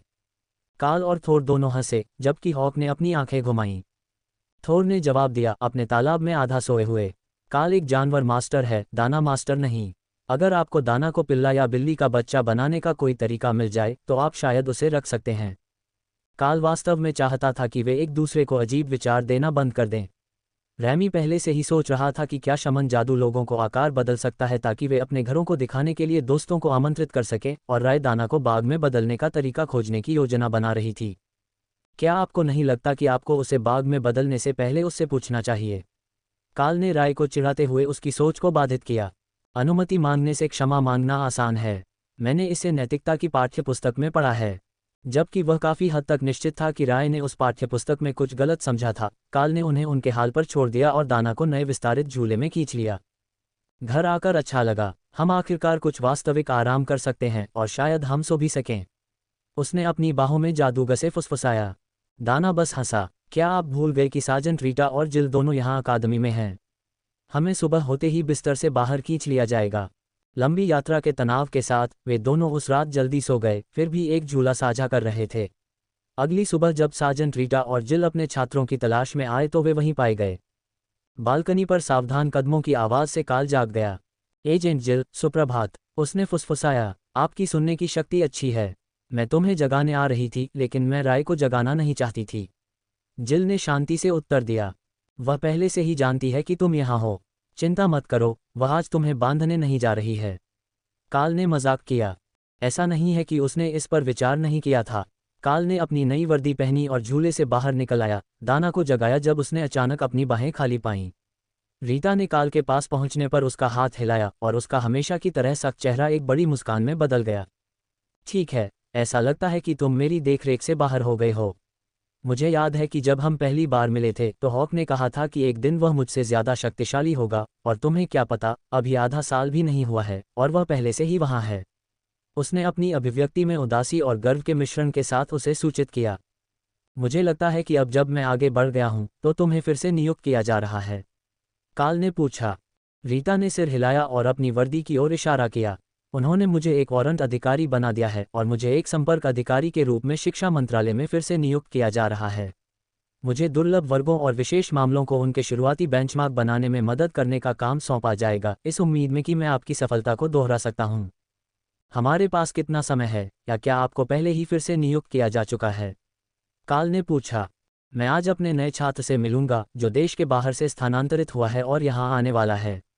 मुझे लगता है कि आप उसे पहले से ही जानते होंगे। रीता ने जवाब दिया। मैं एक विदेशी स्थानांतरित छात्र को जानता हूँ। काल ने उलझन में पूछा। वह बहुत से लोगों को नहीं जानता था, इसलिए उसके किसी यादृच्छिक स्थानांतरित छात्र से पहले से मिलने की संभावना बहुत कम थी, जब तक कि ये रोज़ है न? आरोही रैंक स्पेलब्लेड, काल ने पूछा। अच्छा प्रयास है, लेकिन बिल्कुल नहीं। रीता दालान में चली गई और एक युवा किशोरी लड़की के साथ वापस आई जो काल को अजीब तरह से परिचित लग रही थी। उसने उसे हाल ही में कहीं देखा था, लेकिन उसे यह समझने में 1 सेकंड लग रहा था। सेमिनरी अकादमी, आप नाश्ता परोस रहे थे। काल ने टुकड़ों को एक साथ जोड़ने के बाद घोषणा की। लेकिन इससे आप विदेशी स्थानांतरित कैसे हो जाती हैं, बहन? सेमिनरी अकादमी इतनी दूर नहीं है। लड़की मुस्कुराए। मेरा नाम कोरा है और मैं ऑर्डर की सिस्टर नहीं हूँ। मैं रेड ड्रैगन प्रीस्टेस द्वारा संचालित अनाथालय में पली बड़ी हूँ और जब आप थोर के साथ सेमिनरी अकादमी से आए थे, तब मैं यहाँ के पास एक अनाथालय में काम करने के लिए स्थानांतरित होने की प्रक्रिया में थी। चूंकि मैं इंजेक्शन से सिर्फ 1 महीने चूक गई थी, इसलिए उन्होंने अगले साल तक इंतजार करने के बजाय पिछले हफ्ते मुझे जल्दी इंजेक्शन देने का फैसला किया। वे मुझे प्रशिक्षण से गुजरने का जोखिम नहीं उठाना चाहते थे, फिर अगर मैंने क्लास मार्कंग हासिल कर ली तो मुझे खो देंगे। क्या थोर यहाँ कहीं है? क्या मैं उससे मिल सकती हूँ? दाना हंसी। यही वह उत्तर है जिसका मैं इंतजार कर रही थी। हर कोई थोर से प्यार करता है। काल ने सहमति में सिर हिलाया। आपको कौन सी क्लास मिली? हंटर, धनुष और भेड़िए के सिर वाला, उसने गर्व से घोषणा की। वह चिन्ह एक प्रकार के शिकारी के लिए होना चाहिए जिसने साथी जानवर को बुलाया हो। बुलाए गए पालतू जानवर लंबे समय तक मजबूत लड़ाके नहीं थे, क्योंकि उन्होंने कभी कॉमन रैंक नहीं छोड़ी, लेकिन वे कई स्थितियों में बहुत उपयोगी हो सकते थे। क्या हमारे पास कोई पंख है? अगर मुझे पंख वाली कलम और कुछ स्याही मिल जाए, तो मैं स्वागत उपहार के रूप में अपनी प्रतिभा से तुम्हें एक कौशल पुस्तक बनाऊंगा। काल ने प्रस्ताव दिया। रीटा ने काल को घूरते हुए धीरे से पलकें झपकाईं। ठीक है, उसके पास एक पक्षी था। हॉक, क्या तुमने कोई पंख निकाला है जो मैं ले सकता हूँ? मैं उसे रैंक के लिए एक कौशल पुस्तक बनाना चाहता हूँ। हॉक ने अपने स्थान पर रखे एक पंख की ओर इशारा किया, जिसे काल ने बाहर निकाला, लेकिन उसे एहसास हुआ कि यह उसका अपना पंख नहीं था। यह हॉक द्वारा जमा किए गए क्षतिग्रस्त नागा हार में से एक पंख था। टूटी हुई जादुई वस्तुएं पहले भी उपयोगी रही हैं, इसलिए वह उन्हें बर्बाद नहीं होने देना चाहता था। ठीक है, मेरे पास कलम है, मेरे पास स्कूल की आपूर्ति में स्याही है, मेरे पास कागज है, और यह एक आसान किताब है, केवल 4 पृष्ठ। मुझे उम्मीद है कि हर कोई 1 मिनट प्रतीक्षा कर सकता है। काल ने समझाया। उसने जल्दी से रैंक लिखा और पतली पांडुलिपि को नए बने हंटर को दे दिया। जैसे ही उसने इसे खोलने की कोशिश की, यह उसके हाथों से गायब हो गया और कोरा ने काल को गले लगा लिया। बहुत बहुत धन्यवाद। यह एक अविश्वसनीय कौशल है और यह मेरे नाइट विशन कौशल के साथ बहुत अच्छी तरह से काम करने वाला है। हॉक ने खुशी से आवाज लगाए। एक सच्चे शिकारी को बस यही चाहिए था। रैंड और अच्छी नज़र, हर विंड स्पीड हॉक ये जानता था। ठीक है, कमांडर काल, मुझे लगता है कि हमने आपका काफ़ी समय ले लिया है और जिल को आज सुबह डाना को उसके आरोही रैंक बैच के लिए परीक्षण के लिए लाना होगा। हम आपको अकादमी के आसपास देखेंगे, लेकिन अगर आपके पास कुछ खाली समय है तो आप व्याख्यान देने के लिए आ सकते हैं। रीता ने घोषणा की। मैं जल्द ही आपसे मिलूंगी। सभी महिलाएं चली गईं और काल को एहसास हुआ कि शायद उससे वास्तव में किसी चीज़ के बारे में व्याख्यान देने की उम्मीद की जाएगी। वह एक कमांडर रैंक एलीट था, वह अपने कौशल जानता था। उससे दूसरों को सिखाने के लिए कहना जिनके पास समान कौशल थे, बहुत अजीब नहीं लगा और वे संभवतः उसे इसके लिए स्कूल क्रेडिट देंगे। अपने कमरे में अकेले रहने पर उसे यह समझने में ज़्यादा समय नहीं लगा कि उसके पास दिन के लिए कोई योजना नहीं थी। वह नाश्ता करने जा सकता था, फिर बस आराम कर सकता था और ध्यान लगा सकता था, सो सकता था और अकादमी में जीवन की गति से फिर से परिचित हो सकता था। यह आधा बुरा नहीं लग रहा था और थोर इस विचार से सहमत था कि थोड़ी और नींद लेने में कोई बुराई नहीं है। अध्याय 255 बॉसी ब्यूरोक्रेट्स। बेशक, जब आप अकादमी में चर्चा का विषय थे तो दिन भर बस सोते रहना कहना जितना आसान था, करना उतना आसान नहीं था।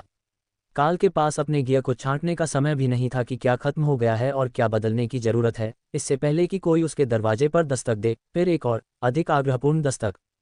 सुप्रभात, क्या आपको किसी सहायता की आवश्यकता थी? काल ने दरवाजे पर खड़ी सख्त दिखने वाली महिला से पूछा। उसने विजिटर पास पहना हुआ था, जिसकी उसे जादू से पुनर्निर्देशित हुए बिना सीढ़ियों पर चढ़ने के लिए आवश्यकता होती, और वह एक हाथ में ब्रीफकेस और दूसरे हाथ में क्लिपबोर्ड पकड़े हुए थी। अद्भुत, तुम अभी भी यहाँ हो। मेरे साथ आओ और हम शुरू कर सकते हैं, उसने घोषणा की। किस पर शुरू किया? शायद तुम नाश्ते के दौरान समझा सको कि तुम किस बारे में बात कर रही हो। काल ने जवाब दिया। मुझे डर है कि हमारा समय कम है, इसलिए अगर तुम चाहो तो हमें जाना चाहिए, उसने जवाब दिया। मैडम, मुझे नहीं पता कि आप कौन हैं या आप क्या चाहती हैं। अगर आप चाहती हैं कि मैं नाश्ते के लिए डाइनिंग हॉल के अलावा कहीं और जाऊं, तो आपको और जानकारी देनी होगी। काल ने इस अजनबी से नाराज होकर कहा, जो अकादमी का अधिकृत कर्मचारी भी नहीं था। अगर वह पादरी होती या ब्यूरो ऑफ एलीट डेवलपमेंट से होती, तो वह हेडमास्टर के पास जाती और खुद को स्टाफ लिस्ट में दर्ज करवा लेती, ताकि उसके पास स्टाफ बैज होता और उसे घूमने के लिए विजिटर पास की ज़रूरत नहीं पड़ती। हालांकि उसे यह समझने में ज़्यादा समय नहीं लगा कि समय सीमित होने से उसका क्या मतलब था। काल को पहले से ही गलियारे में दौड़ने की आवाज़ सुनाई दे रही थी, और वे कठोर तली वाले जूते थे जो केवल एक ऑफिस कर्मचारी ही पहनता है। छात्रों ने दौड़ने के जूते या बूट पहने थे, और कर्मचारियों ने अपनी पसंद के हिसाब से नरम तली वाले जूते या सैन्य जूते पहने थे। महिला नाराज दिख रही थी क्योंकि आधा दर्जन से ज़्यादा सरकारी कर्मचारी दौड़ते हुए आए, सभी ने क्लिपबोर्ड और ब्रीफकेस के साथ विजिटर पास पहने हुए थे। एक रात उनके विभागों के लिए नए कमांडर के बारे में पता लगाने और उसे शामिल करने की योजना बनाने के लिए पर्याप्त समय था। काल ने भर्ती करने वालों के समूह को अपनी सबसे अच्छी नकली मुस्कान के साथ देखा। बढ़िया, हम सब एक साथ नाश्ते के लिए जा सकते हैं और आप अपनी पिच बना सकते हैं, उसने घोषणा की, अपने पीछे अपना दरवाजा बंद करके ताला लगा दिया। वह चलने लगा और पीछे बैठे लोगों में से एक ने नाक से ऐसी आवाज़ निकाली कि थोर भी सिहर गया। उसने वह सवाल पूछा जो उनके दिमाग में था, हम किसके खिलाफ प्रतिस्पर्धा कर सकते हैं? क्या किसी ने पहले से ही आपके समय के लिए पिच बनाई है? काल ने उसे देखकर मुस्कुराया। वास्तव में ब्लू ड्रैगन क्लेरिक्स की एक उच्च पुजारिन, कम से कम 2 बिशप, एक स्पेलब्लेड कबीला और कुलीन विकास ब्यूरो सभी ने आपको हरा दिया है और विचाराधीन हैं। अगर आपको नहीं लगता कि आप उनके द्वारा पेश की जाने वाली चीज़ों से प्रतिस्पर्धा कर सकते हैं, तो मुझे बुरा नहीं लगेगा अगर आप विनम्रता से वापस ले लें। उनमें से एक को छोड़कर सभी नामों की उस सूची को देखकर थोड़े घबराए हुए लग रहे थे। वे छोटे विशेष हितों से थे, वे चर्च या ब्यूरो द्वारा दिए जा सकने वाले लाभ प्रदान नहीं कर सकते थे। वे जो सबसे अच्छी उम्मीद कर सकते थे वह ये थी कि उनकी किसी परियोजना ने उनकी रुचि को आकर्षित किया हो। वे इस तथ्य पर भरोसा कर रहे थे कि छात्र आमतौर पर भोले होते हैं और उन्हें समय गहन प्रतिबद्धता पर हस्ताक्षर करने के लिए तैयार नहीं होते हैं, लेकिन अगर वह पहले से ही उन्हें बुला रहा था, तो खदानों से आया ये बदमाश लगभग उतना नासमझ नहीं था जितना कि उनकी पृष्ठभूमि रिपोर्ट से उन्हें विश्वास दिलाया गया था। यह उस शापित ब्यूरो एजेंट की गलती होनी चाहिए। अगर उसने लौटने से पहले उसे इस स्थिति के लिए तैयार किया होता, तो निश्चित रूप से ब्यूरो को बढ़त मिल जाती।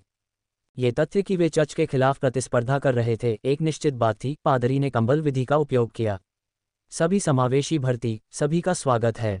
हर कोई जो कोई भी था और कुछ जो कभी कुछ खास नहीं कर सकते थे, सभी से चर्च ने संपर्क किया, और हर अभिजात वर्ग ने उनके साथ मैत्रीपूर्ण संबंध बनाए रखने की कोशिश की क्योंकि उनके पास सभी उपचारक थे। उन्हें यह नहीं पता था कि यह चर्च या ब्यूरो था, बल्कि एक थका हुआ राजकुमार कॉबिन था जिसने काल को चेतावनी दी थी कि मना करना उसके सर्वोत्तम हित में था, और फिर जब वे हेलीकॉप्टर से उतरे तो उन्होंने इसे साबित कर दिया। तथ्य यह है कि वे अभी भी कॉबिन के पीछे जा रहे थे, इस तथ्य के बावजूद कि उसके पास एक गुट और प्रतिबद्धताएं थीं। काल को बहुत स्पष्ट रूप से दिखाया कि वे कभी हार नहीं मानेंगे। एलिस सीढ़ियों के नीचे ग्रीन ड्रैगन, प्रकृति देवता की एक सौम्य दिखने वाली उच्च पुजारिन के साथ प्रतीक्षा कर रही थी। उच्च पुजारिन को गिगलवीड के धुएं और धूप की बहुत गंध आ रही थी, और उसकी आंखें थोड़ी चमकीली थीं, लेकिन उसकी मुस्कान गर्म और मैत्रीपूर्ण थी।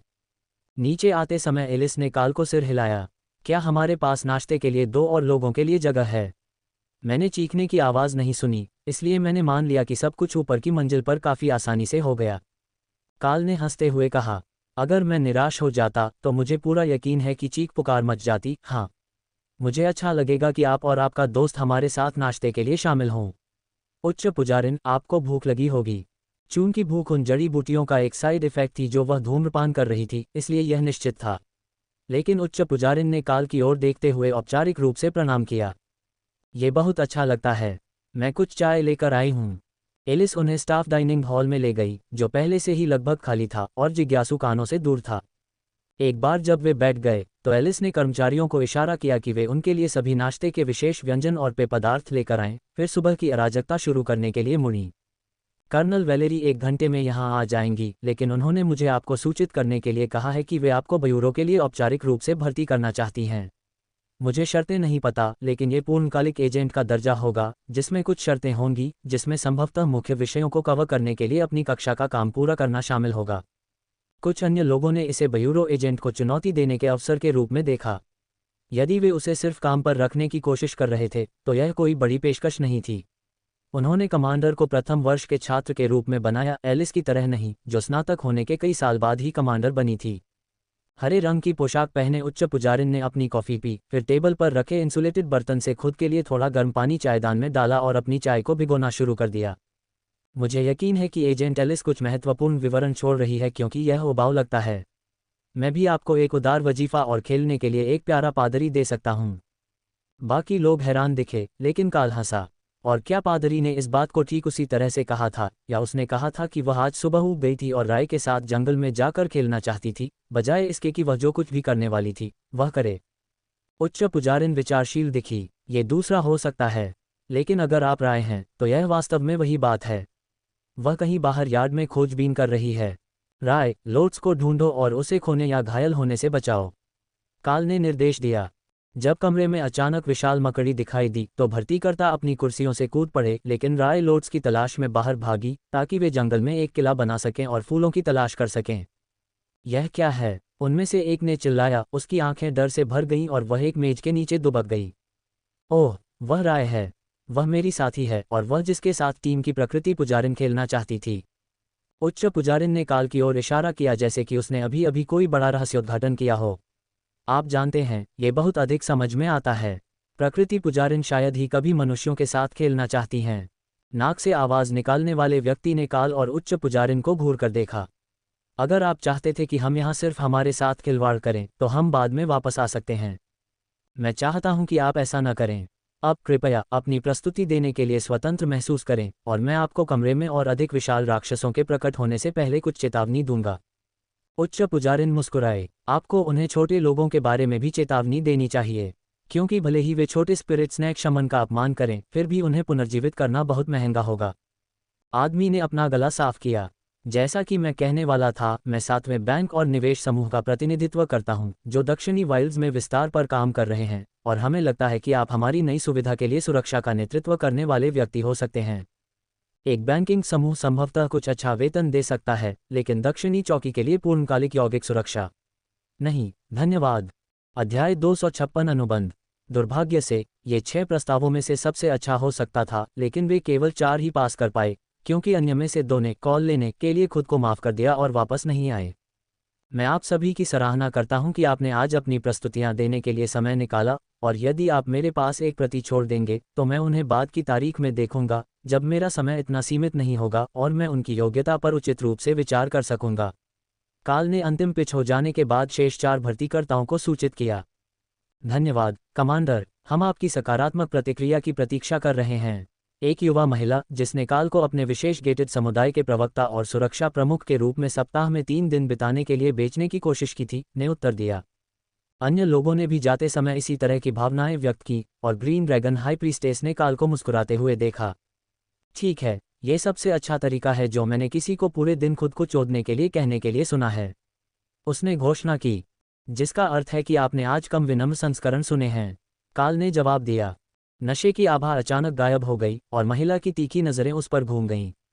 आप जानते हैं, हमने वास्तव में सुझाव दिया था कि लोड्स को रहना चाहिए और आपको चर्च के साथ जुड़े रहने के लिए आपका मनोरंजन करना चाहिए। एलिस ने अपना गला साफ किया। कानूनी कारणों से मैं दिखावा करने जा रही हूं कि मैंने उस टिप्पणी के पीछे कोई भी संदिग्ध निहितार्थ नहीं सुना, लेकिन मुझे नहीं लगता कि उसने अभी तक मौलवियों को अपने साथ रखने से इनकार कर दिया है। वे एक साथ बहुत अच्छी तरह से काम करते हैं और वे दोनों उसके जानवरों के साथ अच्छे दोस्त बन गए हैं। उच्च पुजारिन ने कंधे उचका दिए। वे आपके सोचने के लिए बहुत छोटे हैं, गंदे दिमाग वाले अभिजात वर्ग। लेकिन वह मकड़ी कहाँ गई? क्या आपने वास्तव में उसे बहन लोड्स को खोजने के लिए भेजा था? काल ने सिर हिलाया। उसे जंगल में खेलने के लिए ले जाने के निर्देश के साथ, लेकिन उसे खोने या नुकसान पहुंचाने के लिए नहीं। उच्च पुजारिन ने आह भरी। बहुत बढ़िया, अब हमें दिन के अंत में उन दोनों की तलाश करनी होगी। काल ने हंसते हुए अपने चाचा की नकल करने की पूरी कोशिश की, जिनके खुद के साथ बच्चे थे। वे भूखे होने पर वापस आएंगे। वे कुछ मिनट आराम करते रहे और अपनी कॉफ़ी खत्म की, इससे पहले कि कोई उन्हें परेशान करने का कोई और अच्छा कारण लेकर आता। वह टेसा और रेड ड्रैगन हाई प्रीस्टेस के रूप में चर्च से आया। अच्छा, हमने आपको साथ में पाया। क्या आप किसी समझौते पर पहुंच गए हैं? मांसल हाई प्रीस्टेस ने पूछा। काल ने पहले कभी किसी महिला में ऐसी मांसपेशियां नहीं देखी थीं। वह लगभग टैंक बर्स्कर की तरह बनी हुई थी। उसकी भुजाएं लोट्स के धड़ के आकार की थीं और उसने अपने एक पैर को अलग करके अपना लबादा पहना हुआ था, जिससे उसकी विशाल मांसल जांघ दिखाई दे रही थी। कुछ हद तक रे और लोट्स जंगल में खेल रहे हैं। नेचर ड्रैगन हाई प्रीस्टेस ने खुशी से जवाब दिया। मुझे उम्मीद थी कि यह इस तरह खत्म होगा। मैं हमारे प्रस्ताव को और भी सरल बना दूंगा। रेड ड्रैगन्स आपके रोमांच में सहायता करने के लिए आपके साथ एक युद्ध पुजारी छोड़ना चाहेंगे। खास तौर पर ये, अगर आप इस डील को लेने के लिए सहमत हैं तो आप ये सुनिश्चित करने के लिए जिम्मेदार होंगे कि उसे अपनी देवी की सेवा करने का मौका मिले, जबकि हम उसे उसके रहने के खर्च के लिए मानक वजीफा प्रदान करेंगे। इसके साथ आपको चर्च मिशनों में प्राथमिकता मिलेगी जिन्हें आप लेना चाहते हैं। रेड ड्रैगन हाई प्रीस्टेस ने समझाया। चर्च मिशन बिना किसी जबरन प्रेषण के, इसलिए हम उन्हें मेरे शेड्यूल और मेरे विवेक पर ले सकते हैं। काल ने पूछा। जब महिला ने उसे घूरा तो उसकी आंखें लाल हो गईं, लेकिन काल ने धैर्यपूर्वक प्रतीक्षा की, उम्मीद करते हुए कि वह बस अपनी देवी के साथ संवाद कर रही थी और उसे तरबूज की तरह कुचलने के कारणों की तलाश नहीं कर रही थी। उसके पास अभी भी विशाल शक्ति की अंगूठी थी, लेकिन वह आश्वस्त नहीं था कि यह पर्याप्त होगा। कुछ सेकंड के बाद उसकी आंखें फीकी पड़ गईं। देवी न्यूनतम प्रतिबद्धता चाहती हैं, या तो युद्ध के लिए या युद्ध से अनाथों की देखभाल करने के लिए। यदि आप हर 3 महीने में कम से कम एक मिशन के लिए सहमत होते हैं जो आपके द्वारा चुना जाता है, जब तक कि यह युद्ध ड्रैगन को पसंद हो, या चयन की आयु से कम उम्र के किसी अनाथ बच्चे को पालते हैं, तो ये देवी की आवश्यकताओं को पूरा करेगा। मांसपेशियों वाली महिला मुस्कुराई। वास्तव में वहां केवल एक ही विकल्प था, जब तक कि वह टेसा के साथ 14 वर्ष की उम्र में पालक माता पिता बनने वाला न हो। यदि आप अनुबंध तैयार करते हैं तो मैं इसे ध्यान से पढ़ूंगा और इस पर विचार करूंगा। काल सहमत हो गया। उच्च पुजारिन की आंखें फिर से लाल हो गईं जब उसने सिर हिलाया और फिर उसने पतली हवा से लाल जेड ट्यूब में लुढ़का हुआ अनुबंध निकाला। काल ने उसके हाथ से ट्यूब ली और उसे बाहर निकाला। स्क्रॉल पर विवरण वास्तव में सरल और विशिष्ट थे। काल ने टेसा को जीवन या मृत्यु की आपात स्थिति को छोड़कर खतरे में नहीं छोड़ने, ये सुनिश्चित करने के लिए कि उसे उचित उपचार मिल रहा है, हर 3 महीने में कम से कम एक मिशन लेने के लिए सहमत हुआ जो रेड ड्रैगन को पसंद आए, और फिर अनुबंध ने गारंटी दी कि रेड ड्रैगन के अनुयायी उसके रहने का खर्च वहन करेंगे। काल को डील से सहमत न होने का कोई कारण नहीं दिख रहा था, लेकिन उसने इसे फिर से पढ़ा, बस ये सुनिश्चित करने के लिए कि उसने कुछ भी नहीं छोड़ा है। देरी ने टेसा को चुपचाप हंसाया। रेड ड्रैगन युद्ध के मैदान के बाहर चालें और दोहरी बातें करने में माहिर नहीं था। उसने यह नहीं देखा था कि जब वह पढ़ रहा था तब दाना और लोट्स वापस आ गए थे, या कि राय अपने स्थान पर वापस आ गई थी। तो ये सब क्या है? लोट्स ने पूछा जब उसने काल को स्क्रॉल पकड़े देखा। रेड ड्रैगन हाई प्रीस्टेस ने कंधे उचका दिए। तुम खेलने गए थे, इसलिए हम पहले आ गए, और तुम हमें डील से बाहर रखने वाले थे। पार्टी फाउल, लोट्स ने घोषणा की। तुम डील में शामिल होना चाहते हो? रेड ड्रैगन हाई प्रीस्टेस ने प्रकृति प्रीस्टेस की अप्रत्याशित हरकतों से हैरान होकर पूछा। वे कुख्यात रूप से अस्थिर थे और एक दिन से अधिक समय तक चलने वाले डील के लिए किसी एक को राजी करना कभी कभी एक समस्या होती थी। लोट्स ने खुशी से सिर हिलाया और उसकी अपनी हाई प्रीस्टेस ने उसे एक सख्त नज़र से देखा। यह एक दीर्घकालिक समझौता है। यह 1 या 2 यात्राओं के लिए नहीं है, यह एक जादुई अनुबंध है, इसलिए आपको इसे 1 साल और 1 दिन से भी कम समय में तोड़ने के लिए जुर्माना देना होगा। लोट्स ने उसे अंगूठा दिखाया और रेड ड्रैगन हाई प्रीस्टेस काल की ओर मुड़ी। तो क्या सभी सहमत हैं? उसने पूछा। सहमत हैं। काल, लोट्स, टेसा और दाना सभी ने एक साथ जवाब दिया। स्क्रॉल लाल चमक उठा और 4 साथियों की कलाई पर एक लाल अंगूठी दिखाई दी।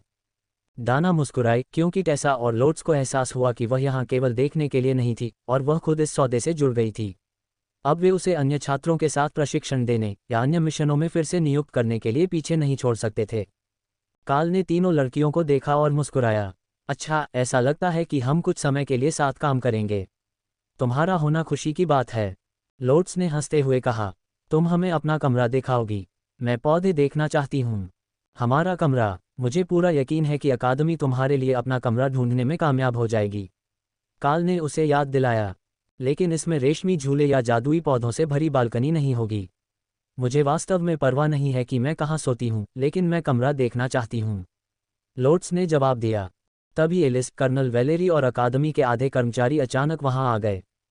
रुको, हस्ताक्षर करने से पहले हमें वह अनुबंध देखने दो, प्रोफेसरों में से एक ने चिल्लाया। रेड ड्रैगन हाई प्रीस्टेस हंसी। बहुत देर हो चुकी है, हमें मौखिक समझौता मिल गया है, लेकिन ये कोई कार्य अनुबंध नहीं है, कम से कम पारंपरिक अर्थों में तो नहीं। उसने जादुई अनुबंध को पलट दिया, जिसे कर्नल वेलेरी ने उसके हाथ से पकड़ा और दूसरों को दिखाने के लिए बाहर निकाला। उन्हें खतरे में नहीं छोड़ना चाहिए, उचित उपचार सुनिश्चित करना चाहिए। ठीक है, यह उतना बुरा नहीं है जितना हमने आशंका जताई थी। प्रोफेसर ने जो चिल्लाया था उसने आह भरते हुए उत्तर दिया। कर्नल वेलेरी ने काल को घूर कर देखा। मुझे लगा कि हमारे यहाँ कुछ चल रहा है। काल ने जवाब में मुस्कुराया। मुझे लगता है कि हमारे यहाँ कुछ चल रहा है। इसमें ऐसा कुछ भी नहीं है जो हमें व्यवस्था करने से रोकता है, केवल इतना है कि हर 3 महीने या उससे कम समय में एक बार ये रेड ड्रैगन को खुश करना चाहिए। कर्नल वेलेरी ने मुस्कुराते हुए कहा, अच्छा, क्या ये संयोग नहीं है? क्योंकि मेरे दिमाग में जो है वह रेड ड्रैगन को खुश कर सकता है। आप विसंगति क्षेत्र में वापस एक टीम का नेतृत्व करना और यह पता लगाना पसंद करेंगे कि फ्रॉस्ट जायंट्स क्या कर रहे हैं और अतिरिक्त बर्फ कहाँ से आ रही है। इसमें कुछ समय लग सकता है, लेकिन ये युद्ध के देवता को खुश करेगा। उन्होंने 1 घंटे से भी कम समय पहले युद्ध की औपचारिक घोषणा की थी। हम कमांडर से बात कर रहे थे, अधिकारी ने उसे रूखे लहजे में बताया। काल ने कंधे उचका दिए। और हम एक टीम के रूप में काम करते हैं। अब क्या आप खिलवाड़ करना बंद करने जा रहे हैं या हमें आपके अनुरोध को अस्वीकार करना होगा? यदि आप चाहते हैं कि हम तैनात हों तो आपको हमारे लिए उचित युद्ध आकलन करने के लिए पर्याप्त जानकारी साझा करनी होगी। कर्नल वेलेरी ने आगे कोई बहस रोकने के लिए अपना हाथ उठाया और अपनी जेब से एक छोटा सा डिब्बा निकाला। इसके अंदर 2 सेट के पत्थर थे, एक हल्के नीले रंग का और एक हरे रंग का। सबसे पहले उसने सीमा के पास लगभग 100 नीले पत्थर रखे। फिर उसने विभिन्न आकृतियों और आकारों के हरे पत्थर रखना शुरू किया। ये वर्तमान तैनाती की स्थिति है मेरी पिछली बैठक के अनुसार। पत्थर के आकार दुश्मन संरचनाओं के भीतर अधिकतम पता लगाए गए रैंक हैं। प्रत्येक पत्थर लगभग 100 फ्रॉस्ट जायंट्स का प्रतिनिधित्व करता है। गोल हरे पत्थर एलीट टीमें हैं, हीरे मिलिट्री एलीट कंपनियां हैं और चौकोर पत्थर पारंपरिक तोपखाने की बैटरी हैं। काल ने नक्शे को देखा और कुछ बुनियादी गणित किया। वे गड़बड़ कर रहे थे। क्षेत्र में कमांडर रैंक के नेतृत्व वाली टीमों की तुलना में फ्रॉस्ट जायंट्स को मापने वाले पत्थरों की संख्या 100 से ज्यादा थी और काल को यकीन नहीं था कि तोपखाना कितना उपयोगी होने वाला है। ये कॉमन ग्रेड और अवेकन थ्रेट्स के खिलाफ बहुत बढ़िया था, लेकिन फ्रॉस्ट जायंट राष्ट्र में रॉयल रैंक जायंट्स थे और वे पूरी तरह से विकसित होने पर कमांडर थे। जो टीमें पहले से ही हैं, क्या उन्हें एक बार में 10 या 20 भेजा जा रहा है? टेसा ने पूछा। वेलेरी कुछ सेकंड के लिए चुप रही, जबकि पादरी इंतजार कर रहा था। यह अधिकारी ही था जिसने तनावपूर्ण माहौल में सबसे पहले नक्शा निकाला। उन्हें 5 व्यक्ति टीमों में भेजा जा रहा है। काल की राय में यह बिल्कुल भी भयानक विचार नहीं था, लेकिन वे एक बार मैदान में जाने के बाद जुड़ सकते थे और वास्तविक ऑपरेशन के लिए मजबूत टीमें बना सकते थे, जैसा कि उन्हें पिछली बार करना पड़ा था। हम संख्या के लिए इतने दबाव में क्यों हैं? कमांडर इससे कहीं ज्यादा हैं और सैनिकों की संख्या भी काफ़ी नहीं है। सेना के बाकी हिस्से को कब तक जुटाया जाएगा? टेसा ने पूछा। अधिकारी ने कर्नल वेलेरी की ओर देखा, क्योंकि उसे वह जानकारी देने की अनुमति नहीं थी।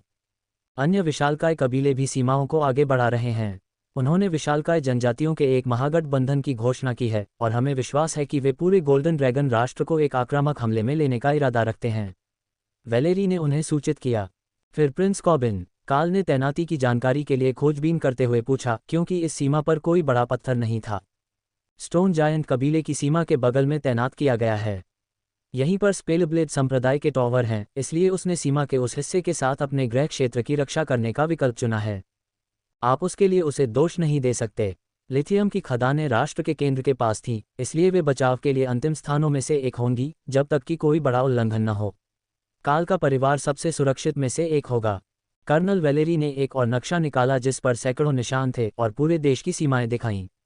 केवल 3 जगहें ऐसी थीं जहां उन पर हमला नहीं हुआ था। जादुई राष्ट्र पर निशान थे जो ये दर्शाते थे कि वे राक्षस आबादी वाले देशों के साथ अपनी सभी सीमाओं पर तैनात थे। जानवरों वाला राष्ट्र पूरी तरह से लॉकडाउन में था और दिव्य जानवर राष्ट्र के पास दोनों तरफ कहीं भी कोई चिन्हित सेना तैनात नहीं थी। यह अभी भी सीमा के विशाल बहुमत पर एक साथ हमला था। अगर वे इस कोण का उपयोग अधिक शक्तिशाली अभिजात वर्ग को लड़ने के लिए दोषी ठहराने के लिए कर रहे थे, तो उनके पास एक बहुत अच्छी बिक्री पिच थी। अब जब उन्होंने वास्तव में विवरण दिखाना शुरू कर दिया है और बिना किसी जानकारी के केवल यह मान करने की कोशिश नहीं की है कि वह मदद करे। अगर हम सहमत होने जा रहे हैं तो मेरी टीम को 5वें की आवश्यकता होगी। काल ने आह भरी। अगर हालात और भी खराब हो गए तो संभवतः एक आधिकारिक मसौदा होगा और फिर उसे वास्तव में मैकेंजी परिवार के साथ पिछली तैनाती में सभी किताबी लोगों के साथ सबसे बुरे दौर में फेंक दिया जाएगा। एलिस ने सिर हिलाया। आप अपनी टीम में जो भी भूमिका चाहते हैं उसे भरने के लिए आप आरोही रैंक के छात्रों में से अपनी पसंद का चयन कर सकते हैं। वह पहले से ही जानती थी कि काल के पास पालतू जानवरों का एक अच्छा समूह है, इसलिए अगर दोनों पादरी और दाना उसके साथ जा रहे हैं तो उनके पास किसी भी चीज़ की कमी नहीं है। उसने मान लिया कि वह उसकी जगह लेने के लिए किसी दूसरे जादूगर को चुनेगा, क्योंकि वह ज़्यादा आधिकारिक सरकारी कामों को संभालेगी और कर्नल वेलेरी के साथ उनके एजेंटों की तैनाती की व्यवस्था करेगी। क्या आप हमें इस पर निजी तौर पर चर्चा करने के लिए कुछ मिनट दे सकते हैं? काल ने पूछा। बेशक, जब आप वापस आएंगे तो हम यहाँ इंतज़ार करेंगे। कर्नल वेलेरी ने आसानी से सहमति जताई। काल ने सभी को अपने कमरे में ले जाया और लोट्स तुरंत अपने बिस्तर पर लेट गया। अच्छा, यह एक गड़बड़ है न? हम सभी जल्द ही लड़ने वाले हैं, इसलिए बेहतर है कि हम शुरू से ही वह स्थान चुनें जहां हम लड़ना चाहते हैं। छोटी प्रकृति पुजारिन ने गहरी सांस लेकर घोषणा की। दान ने सिर हिलाया। उसकी बात सही है। मुझे बिल्कुल भी उम्मीद नहीं थी कि हम साथ रहने के लिए सहमत होने के तुरंत बाद ही मुझे सीधे युद्ध में भेज दिया जाएगा, लेकिन अगर हमें जाना ही है तो हमें अपना स्थान चुनना चाहिए। टेसा ने उस पर मुस्कुराया। तुम अभी भी एक छात्र हो, इसलिए कमांडर रैंक के बहुत करीब पहुंचने से पहले शायद 1 और साल यहाँ रहना एक विकल्प होगा और वे तुम्हें सप्लीमेंट्स के साथ जंगली होने के लिए दबाव डालना शुरू कर देंगे। ज़रूर, यहाँ दूसरे दर्जे के प्रतिभाशाली के रूप में रहो, दिन ब दिन पीछे होते जाओगे जबकि दूसरे छात्र सिर्फ मेरी ओर देखते हैं क्योंकि असली ताकत वाला चला गया है। मुझे ऐसा नहीं लगता। दाना के लहजे में निश्चित रूप से कड़वाहट थी। इसने काल को आश्चर्यचकित कर दिया कि वह कितनी बार खुद को उसके और उसकी पागल विकास दर की तुलना में पाती है। किसी अन्य एलीट से इस गति को बनाए रखने की उम्मीद करना अवास्तविक था। उसके पास न केवल जानवर थे जो उसे आगे खींच रहे थे, बल्कि उसके पास सिस्टम इंटरफेस तक ज़्यादा पहुंच थी। वह अपने कौशल को देख सकता था और उन्हें जोड़ सकता था। उसके पास अभी एक और पाने के लिए पर्याप्त था। यदि वह रक्षात्मक पक्ष से या आक्रामक पक्ष की पहली पंक्ति से चयन करते तो वास्तव में उन्हें 2 खिलाड़ी मिल सकते थे, लेकिन उन्हें अभी तक ये निश्चित नहीं था कि उन्हें किस चीज़ की आवश्यकता होगी और वह अपनी टीम को असंतुलित नहीं छोड़ना चाहते थे। अध्याय 258 और कब कहना है शायद। टेसा ने अपना गला साफ किया। असली सवाल यह है कि हम किस बेवकूफ़ को अपने साथ मौत के घाट उतारने जा रहे हैं। लोट्स ने हंसते हुए कहा। जितना मैं आपकी आशावाद की सराहना करता हूं, मुझे नहीं लगता कि कोई भी जादूगर वास्तव में हमारे साथ जाने के लिए सहमत होगा। यहाँ तक कि टैंक प्रकार के योद्धा भी इसके लिए तैयार नहीं होंगे और हम केवल आरोही रैंकों में से ही चुन सकते हैं, इसलिए हम भाड़े के सैनिकों के समूहों से एक अनुभवी कमांडर की भर्ती नहीं कर सकते। इससे किसी भी शक्तिशाली पुराने दोस्त या कनेक्शन को बुलाने की संभावना समाप्त हो जाती है। काल ने भी एक पल के लिए इस पर विचार किया था, लेकिन बॉब मैकेंजी उनकी टीम में शामिल होने के लिए बहुत शक्तिशाली होगा और अगर काल का अनुमान सही था तो पूरा परिवार पहले ही कहीं बाहर निकल चुका होगा। तो फिर हम किसे पा सकते हैं? दाना ने पूछा। काल मुस्कुराया। वह जानता था कि किससे पूछना है। मुझे लगता है कि मुझे पता है कि हम किसे प्राप्त कर सकते हैं। थोर ने बर्सरकर क्लास से अर्थक्वेक सीखा है। मुझे लगता है कि हम उनके आरोही रैंक के सदस्यों में से किसी एक को युद्ध और पुरस्कार के वादे के साथ साथ ला सकते हैं। बर्सरकर क्लास के दौरान ज़्यादा बाहर नहीं निकलते क्योंकि वे लड़ाई में थोड़े जंगली होते हैं और बिना हीलर वाली टीमों को समस्याएं हो सकती हैं। लेकिन हमारे पास वह सारी हीलिंग है जिसकी हमें ज़रूरत हो सकती है और थोर की रिफ्रेशिंग लाइटनिंग सभी पर फैली हुई है, इसलिए हमें उनके नुकसान के बारे में ज़्यादा चिंता करने की ज़रूरत नहीं है जब तक कि हमें कोई ज़्यादा ताकतवर दुश्मन न मिल जाए। लोट्स चिंतित दिख रहा था। आपके क्रेडिट कैसे दिख रहे हैं?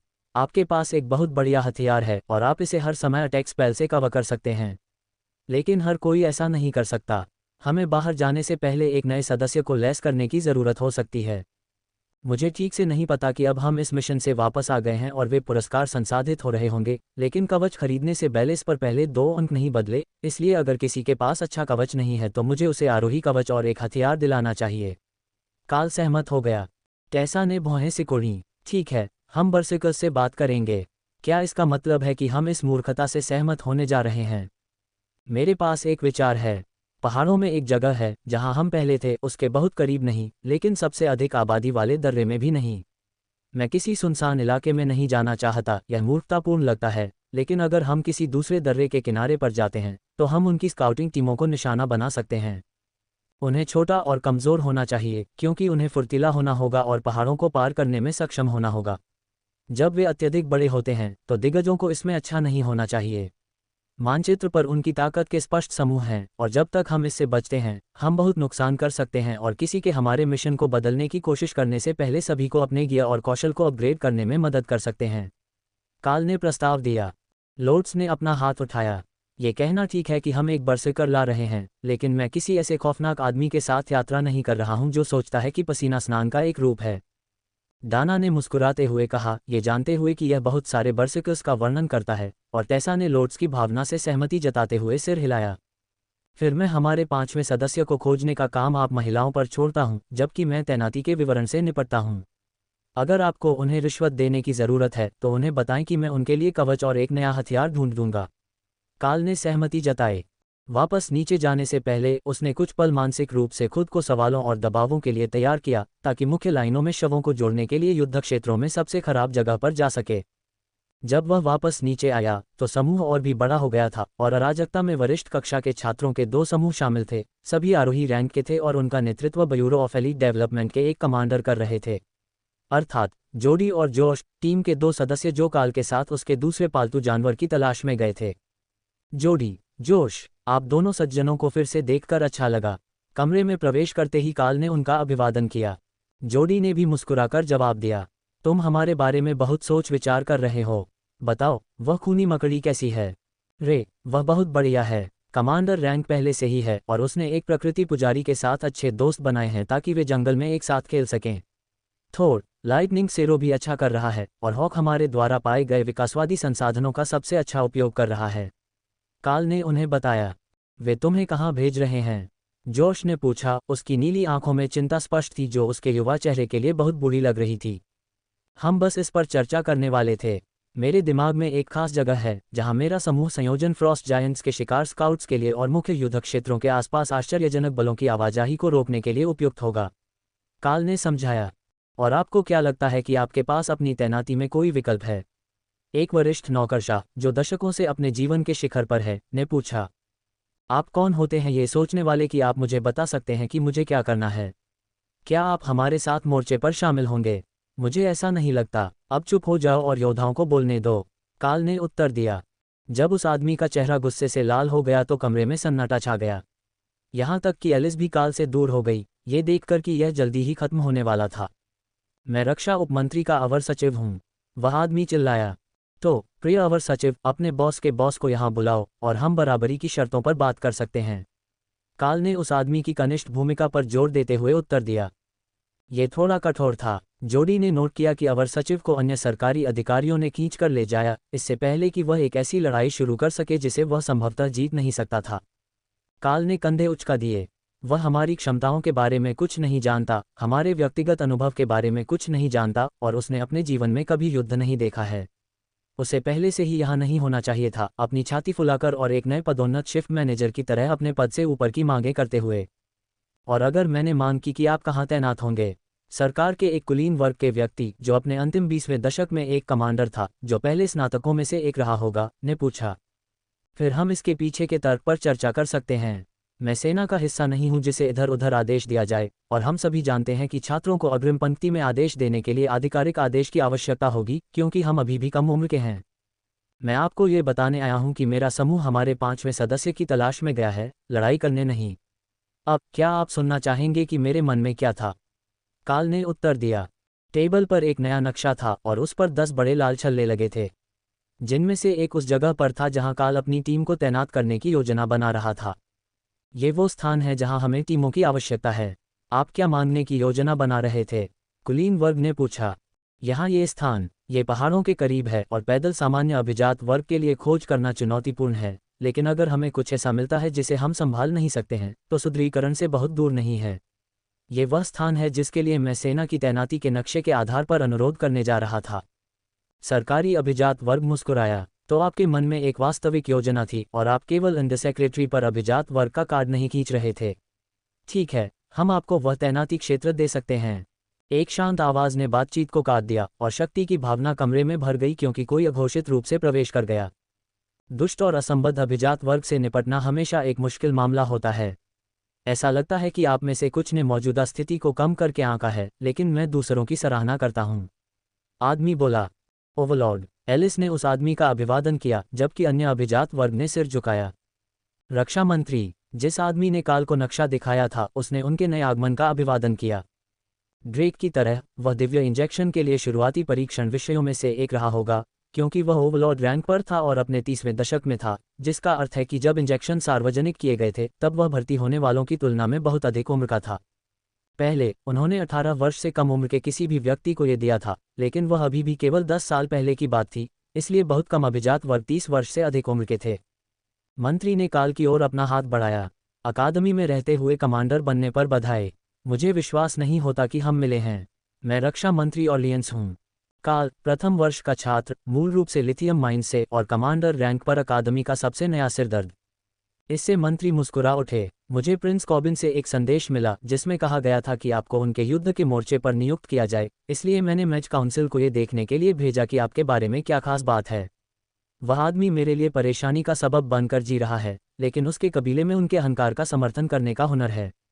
अध्याय 259 कोल्ड फ्रंट। क्या उन्हें वहां हमारी जरूरत है? काल ने पूछा।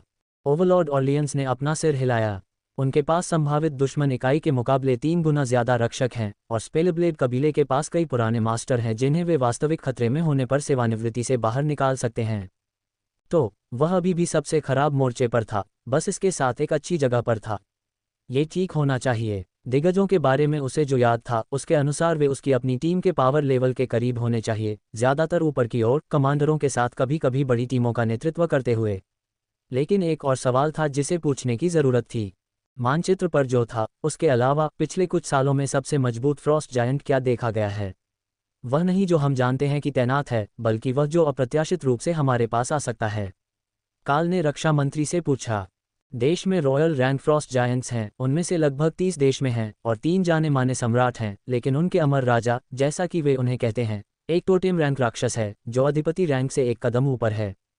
वह सैकड़ों वर्षों से जीवित है और हम इन दिनों उसकी युद्ध शक्ति के बारे में अनिश्चित हैं, लेकिन एक सिद्धांत है कि उन्होंने अमर राजा के बुढ़ापे में मरने से पहले मनुष्यों के खतरे को खत्म करने के लिए अन्य दिग्गजों के साथ इस गठबंधन का आयोजन किया।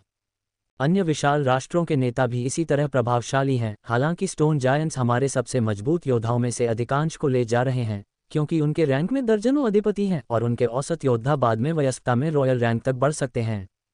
काल ने सिर हिलाया और नोट्स बनाए, क्योंकि रक्षा मंत्री ऑलियंस ने मुद्दों को रेखांकित किया। अब ये समझ में आया कि इस मोर्चे पर कोई अधिपति नहीं थे। वे सभी स्टोन जायंट्स और हिल जायंट्स को दूर रखने के लिए तैनात किए गए थे। फ्रॉस्ट जायंट्स अधिक संख्या में थे, लेकिन अपनी चरम शक्ति पर उतने दबंग नहीं थे। अन्य 2 टीमें इस खबर से थोड़ी राहत महसूस कर रही थीं कि कमांडर रैंक से ऊपर बहुत ज्यादा फ्रॉस्ट जायंट नहीं थे, लेकिन काल ने पहले ही तैनाती की संख्या देख ली थी, और चाहे वे कहीं भी जाएं, यह आसान लड़ाई नहीं होने वाली थी।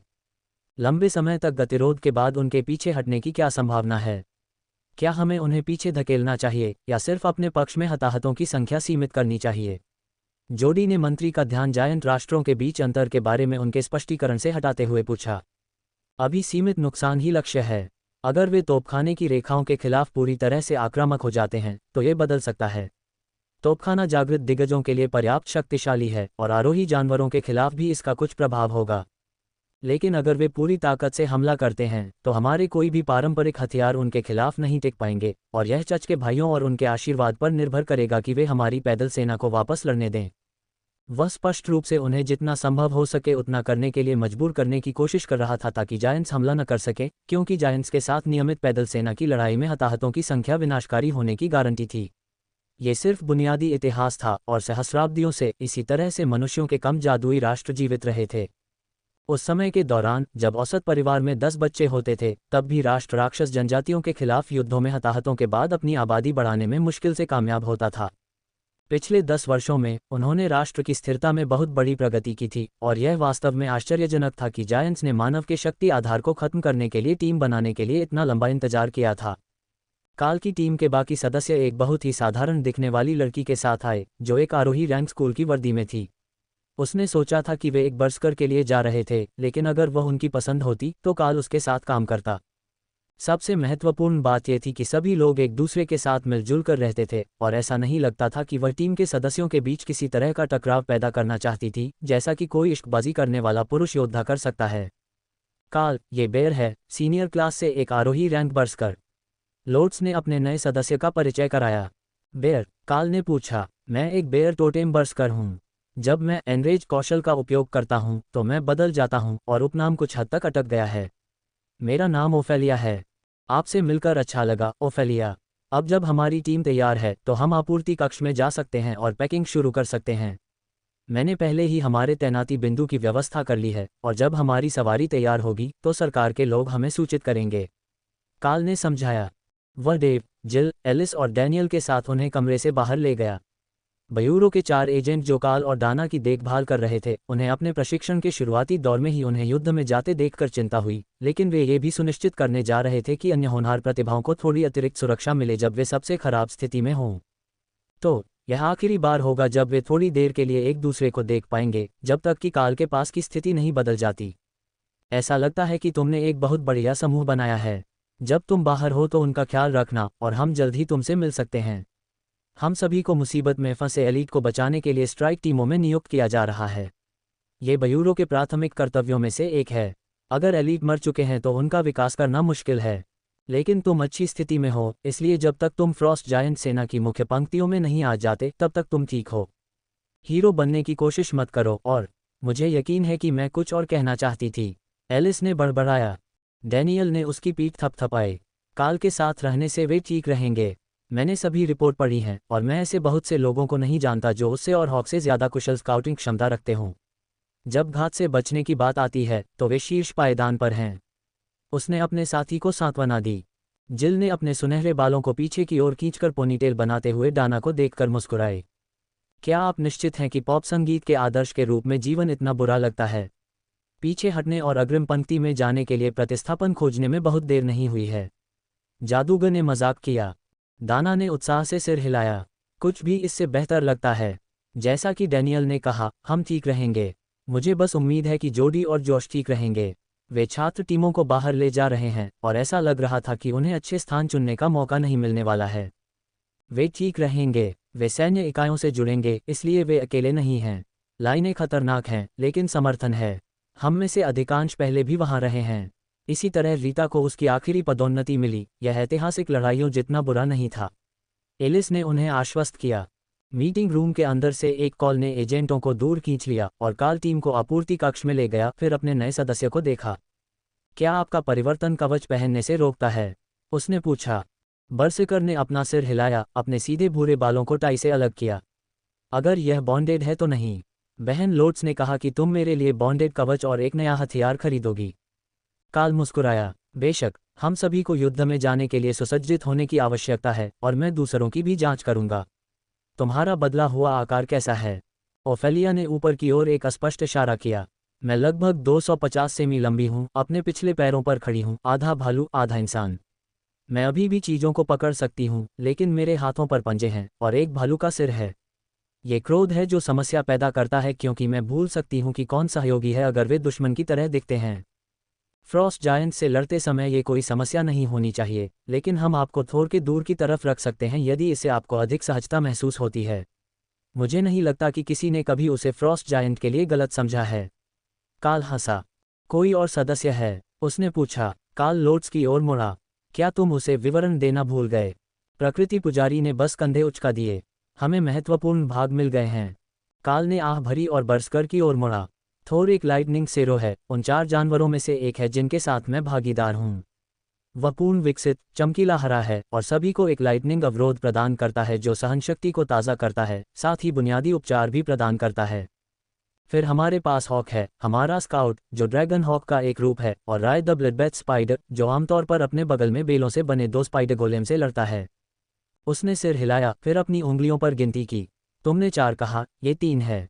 काल ने रैमी को अपने हाथ में बुलाया। छोटे नीले और सुनहरे सांप ने भालू की ओर देखा, फिर नमस्ते करने के लिए खुद को एक जोड़ी हाथ बनाने के लिए माइनर वाटर कंट्रोल को सक्रिय किया। ओह माय गॉड, वह बहुत प्यारी है, लेकिन मैं समझ सकता हूं कि आप उसे लड़ाकू पालतू जानवर क्यों नहीं मानते। आपने एक सामान्य श्रेणी का जल सांप क्यों चुना? उसने पूछा। रैमी एक नागा स्पिरिट स्नैक है। जब वह बड़ी हो जाएगी तो उसके नागा बनने की संभावना बहुत ज़्यादा है, लेकिन वह पहले से ही एक आरोही रैंक शमन है। उसकी उम्र के कारण उसके कौशल सीमित हैं, लेकिन वह पूरी तरह से अक्षम नहीं है। वास्तव में, चूंकि वह ब्लिजर्ड डाल सकती है, इसलिए वह इस मिशन पर हमारे परिवेश के साथ घुलने मिलने में भी हमारी मदद कर सकती है। काल ने अपने गंतव्य पर पहुंचते ही समझाया। कमांडर, आप इतनी जल्दी वापस क्यों आ गए? सप्लाई रूम मैनेजर ने पूछा जब समूह कमरे में दाखिल हुआ। हम एक मिशन पर जा रहे हैं और हमारी टीम के एक सदस्य को गियर की ज़रूरत है। संभवतः 2, अगर सिस्टर लोड्स को अपने अलावा बाकी सभी की चिंता रही हो। काल ने जवाब दिया। हमारे पास वही है जो आपको चाहिए। बस मुझे इन्वेंट्री खींचने के लिए थोड़ा समय दें। अध्याय 260 भालू चॉप्स। कुछ सेकंड बाद स्क्रीन बदल गई और प्लेट कवच का एक वर्गीकरण प्रदर्शित हुआ। ये सब उपयोगकर्ता के लिए बंधन होना चाहिए क्योंकि मिस ओफेलिया को इसकी आवश्यकता होगी। अब क्या आप क्रेडिट का भुगतान कर रहे थे या उसे युद्ध क्रेडिट ऋण लेने की आवश्यकता थी? कर्मचारी सदस्य ने पूछा। मैं उसके लिए नया कवच और उससे मेल खाने वाला एक हथियार खरीदूंगा। हमारे पैक के लिए कुछ आइटम भी हैं जिनके बारे में लोट्स आपको बाद में सूचित करेगा। वे सभी मेरे बिल पर जा सकते हैं, काल ने समझाया। ठीक है, मैं आपको पुनर्भुगतान शर्तों को अपने आप सुझाने दूंगा। ऐसा नहीं है कि आप पैसे के लिए परेशान हो रहे हैं जिस तरह से आप पुरस्कार सामग्री में बदल रहे हैं। लेकिन किस बारे में बात करते हुए, क्या आपके पास कोई और चाय मौस है?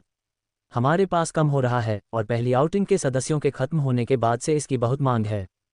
काल ने थोर की जगह और फिर राय की जगह की जांच की जहां ये वास्तव में पेड़ों पर बहुतायत में उग रहा था।